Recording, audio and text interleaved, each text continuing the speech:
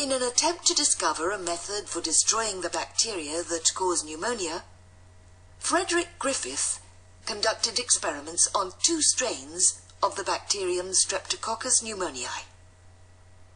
One of these strains caused the death of laboratory animals, while the second was more benign and usually harmless. Griffith assumed that the virulence and harmlessness of bacteria depended on whether or not they produced a shell.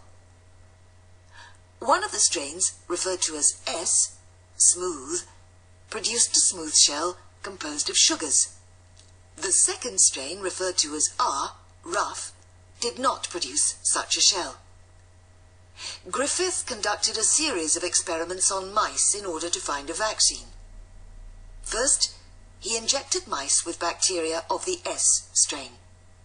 All the mice became ill and died.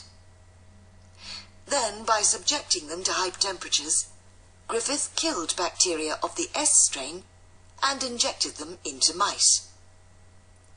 As he expected, none of the infected mice developed pneumonia. When Griffith injected the mice with live bacteria of the R strain, they did not become ill.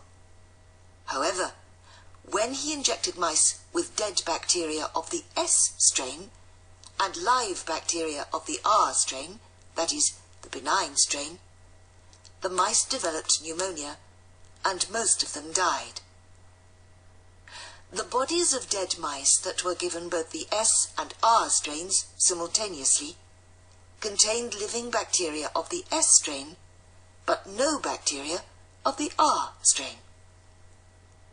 Griffith concluded that bacteria of the R strain had taken the genes responsible for the formation of cells from bacteria of the S strain, had become virulent, and had passed on the ability to produce shells to the next generations.